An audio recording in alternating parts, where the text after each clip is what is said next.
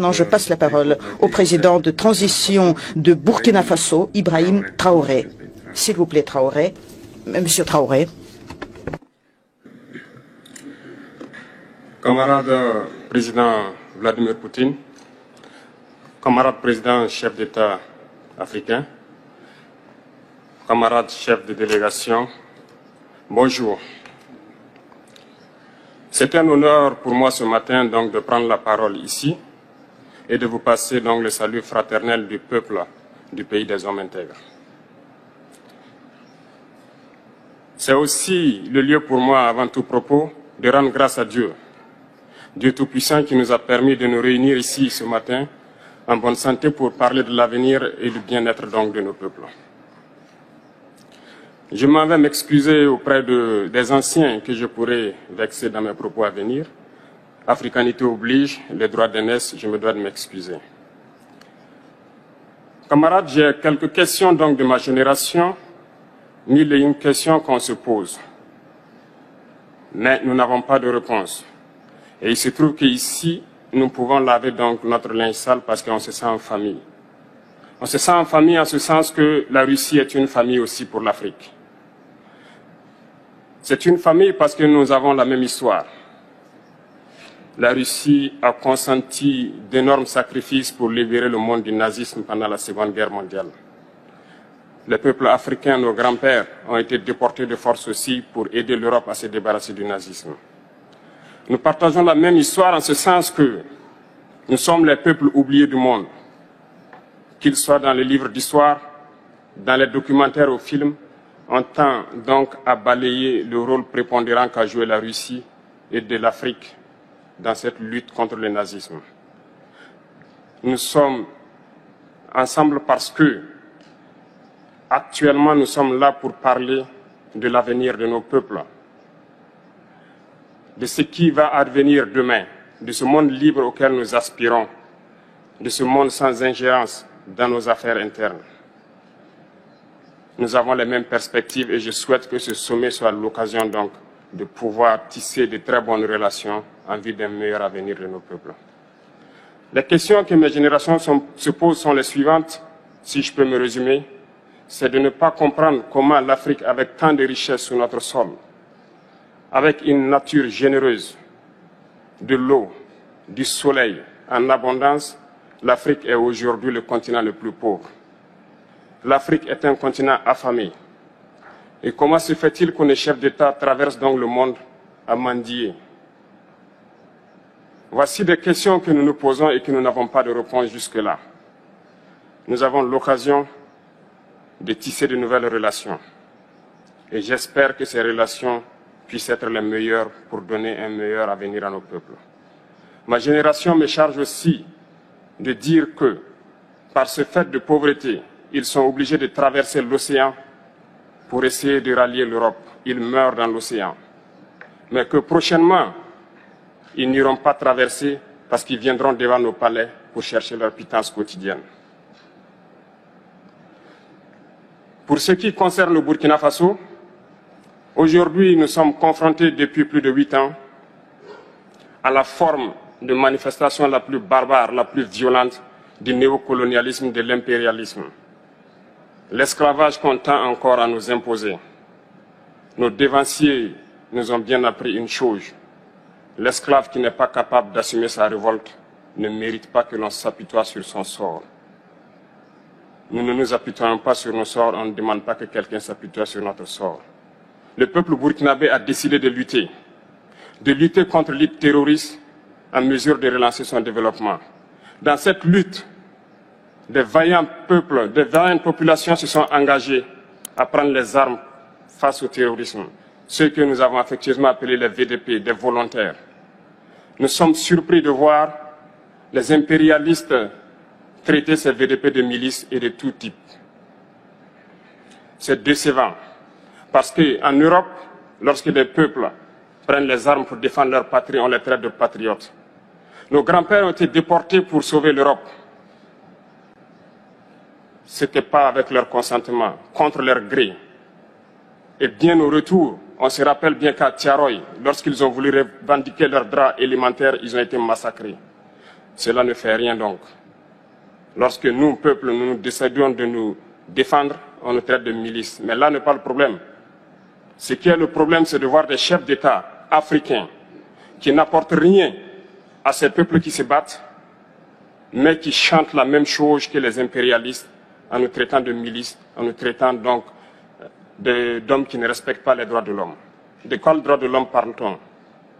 Nous nous offusquons contre cela et c'est honteux. Il faut que nous, chefs d'État africains, nous arrêtons de nous comporter donc en marionnettes qui dansent à chaque fois que les impérialistes tirent sur les ficelles. Hier, le président Vladimir Poutine a annoncé donc l'envoi de céréales en Afrique. Nous sommes bien contents. Nous lui disons merci pour cela. Mais aussi, c'est un message passé à nous, chefs d'État africains, parce qu'au prochain forum, nous ne devrons pas venir ici sans avoir assuré, pour ceux qui ne connaissent pas la guerre, l'autosuffisance alimentaire de nos peuples. Nous devons prendre l'expérience de ceux qui ont pu déjà atteindre cela en Afrique, tisser de bonnes relations ici et tisser de meilleures relations avec la Fédération de Russie pour pouvoir assouvir les besoins de nos populations. Je ne serai pas peut-être long, le temps est imparti et très court. Nous sommes obligés de nous arrêter à un moment donné. Mais je voudrais terminer en disant que nous devons donc rendre hommage à nos peuples qui se battent. Gloire à nos peuples, dignité à nos peuples, victoire à nos peuples. La patrie ou la mort, nous vaincrons. Merci, camarades.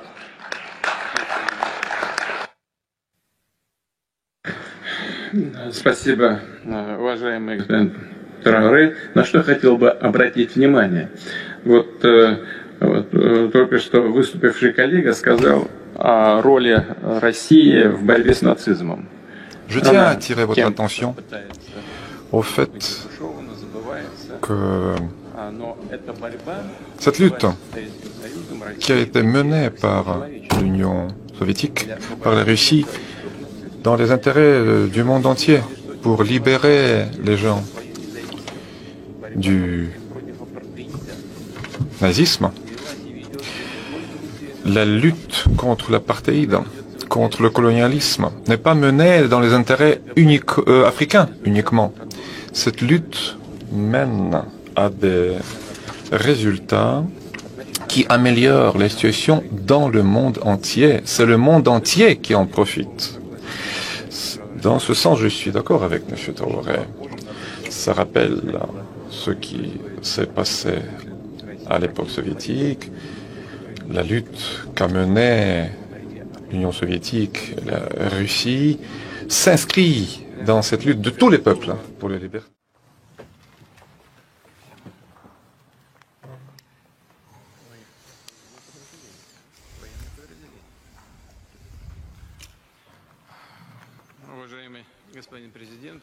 Cher Monsieur le Président, chers amis, chers collègues,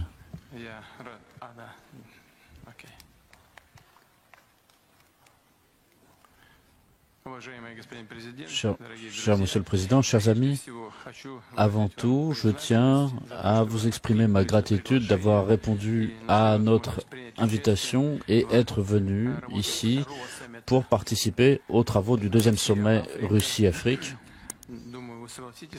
Je pense que vous serez d'accord avec moi que cette rencontre a été utile, diverse. Chacun a pu exprimer son opinion, ses opinions étaient diverses. Mais d'une manière générale, l'ensemble des travaux s'est déroulé dans une atmosphère d'attention, d'amitié et de recherche de solutions. Au cours du sommet, nous avons parlé de diverses sortes d'aide et de coopération avec l'Afrique. Nous avons pu remettre les pendules à l'heure sur un certain nombre de points pour continuer à travailler ensemble. Les relations entre la Russie et le Burkina Faso revêtent un caractère amical et nous avons fêté l'an dernier le 55e anniversaire de l'établissement de nos relations diplomatiques. Je sais que vous éprouvez de l'intérêt et du respect pour la Russie et je suis heureux de l'avoir entendu hier dans vos propos lorsque vous êtes exprimé brièvement. Et nous donnons nous aussi une importance particulière à nos relations avec le Burkina Faso, vous avez permis le rétablissement de l'activité diplomatique et consulaire de l'ambassade de Russie qui avait été fermée depuis la fin des années 90 et cela a donné un essor important à nos relations. Et donc, votre Premier ministre était venu en Russie et nos ministères de la Défense se sont entretenus. On voit un enrichissement aussi des relations au niveau des relations parlementaires et nous sommes prêts à travailler avec vous pour faciliter l'essor des relations économiques et commerciales. Notre volume d'échange est encore très modeste, même dans la part des échanges avec l'Afrique, mais en tout cas nous savons dans quelle direction il faut travailler et comment. Donc des accords vont être signés en matière de sport, d'aviation civile, d'enseignement et de formation du personnel. Et nous allons continuer à travailler avec vous pour la formation de spécialistes dans le domaine civil dans notre pays et en 2023 et 2024, il y aura 10 bourses accordées à des étudiants de votre pays et nous pouvons évidemment travailler à augmenter le nombre de ces bourses. Nous travaillons sur l'harmonisation de nos positions à l'international et notamment sur les plateformes de l'ONU et d'autres organisations internationales. Et notamment, nous allons apporter une aide humanitaire au sein du FAO et à hauteur de 10 millions de dollars. Et 2 millions iront justement au Burkina Faso. Cher Monsieur le Président, chers amis, nous sommes très heureux de vous accueillir ici en Russie et heureux de cette rencontre d'aujourd'hui. Je vous remercie.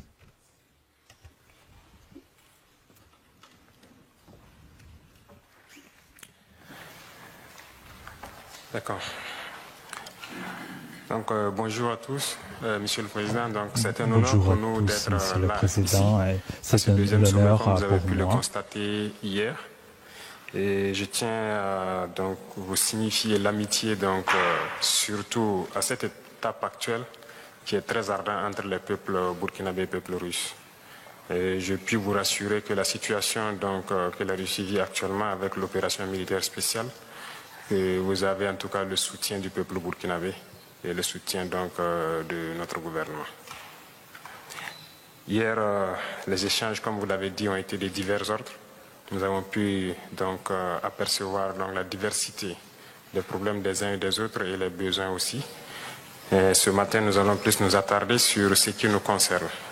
Vous avez déjà évoqué le volet diplomatique. Ça a été dommage que l'ambassade soit fermée en 1992, mais je pense que nous avons déjà entrepris les démarches nécessaires pour la réouverture et donc c'est un point que j'avais souligné et on souhaite que ce puisse être fait le plus vite, que ce soit l'ambassade ou la mission militaire. Actuellement, la sous-région est donc un peu mouvementée par tout ce que vous savez, donc le désir de changement des différents peuples. Voilà, nous ne dirons pas le désir de changement de partenaire, mais le désir de changement de la politique. Et ce qui amène donc forcément à tourner dos à nos partenaires traditionnels et à nous tourner vers donc les vrais amis que sont donc la Russie, qui nous ont soutenus depuis la période de décolonisation jusqu'à aujourd'hui. Dans ce sens, je pense que pendant le sommet, vous avez compris donc au Niger, il y a eu des événements qui ont poussé des militaires à prendre leurs responsabilités aussi. Nous suivons aussi l'actualité parce que ça nous affecte directement. Ça nous affecte en ce sens que hier, après mon allocution, à la pause, j'ai eu des échanges avec certains chefs d'État qui pensent donc nous pointer directement du doigt, être auteurs donc de ce qui se passe dans la sous-région. Donc, ça veut dire aussi que indirectement, voilà, certains pensent que c'est l'effet donc de la Russie. Et comme vous pouvez le constater sur la plupart des médias occidentaux, qui continuent donc de véhiculer ce genre de messages. Donc c'est un paramètre à prendre en compte dans la diplomatie. Il se peut que dans les jours à venir, ce pays connaisse des sanctions. Et nous devons de les soutenir, tant que leur direction sera donc la même chose que nous souhaitons, c'est-à-dire un monde multipolaire vers leur souveraineté, en tout cas changer carrément de partenaire. Parce qu'actuellement nous menons la même lutte contre le terrorisme avec ces États, et du fait que nos partenaires sont différents, on est bien voisins mais on n'arrive pas à collaborer. Et on espère qu'avec la nouvelle donne, on pourra se soutenir. Beaucoup d'échanges ont eu lieu donc entre ma délégation et le sectoriel donc de la Fédération de Russie. À ces échanges, comme vous l'avez signifié, les échanges commerciaux sont assez faibles entre nous et on espère donc les voir remonter rapidement.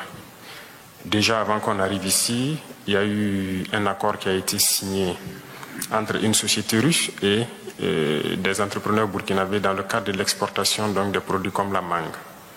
Avant, ça s'exportait. Cette année, nous avons rétabli l'aéroport de la région productrice et les mangues s'exportaient vers l'Allemagne et la Néerlande et tout, qui réexportaient donc vers la Russie ici. Donc nous avons jugé nécessaire donc d'établir ce pont aérien pour que la prochaine production ça puisse se faire directement. Dans ce sens, nous pouvons aussi donc à travers le commerce signifier que nous avons une diversité quand même de produits qui pourraient intéresser la Russie. Et dans les échanges donc entre les ministres et les différents hommes d'affaires, nous avons compris tels que la mangue, l'anacarde et beaucoup d'autres produits agricoles qui pourraient intéresser. Il y a aussi l'installation d'usines de transformation de certains produits sur place là-bas.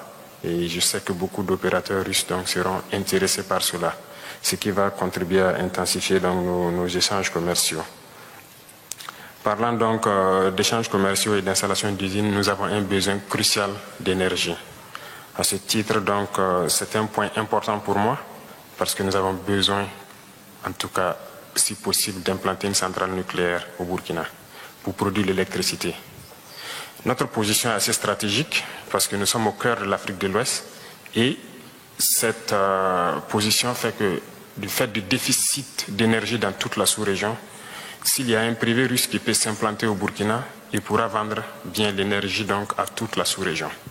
Et donc c'est un point très important pour nous et on souhaite que vous puissiez voir comment cela puisse se réaliser, en tout cas dans de brefs délais. Sur le volet donc de l'énergie, toujours, il y a eu des échanges dans le cadre donc des hydrocarbures et nous souhaitons en tout cas pouvoir réorienter la majorité de nos importations à la Russie ici. Et il y a des entreprises avec qui on a pris contact, d'autres aussi ont souhaité donc avoir l'appui, en tout cas votre appui, pour pouvoir mieux tisser. C'est tout ce qui concerne les produits pétroliers et nous sommes allés jusqu'à ajouter le bitume parce que nous avons beaucoup d'infrastructures routières surtout à construire. Donc on souhaite que vous puissiez appuyer donc les producteurs pour qu'ils puissent nous appuyer dans ce sens-là.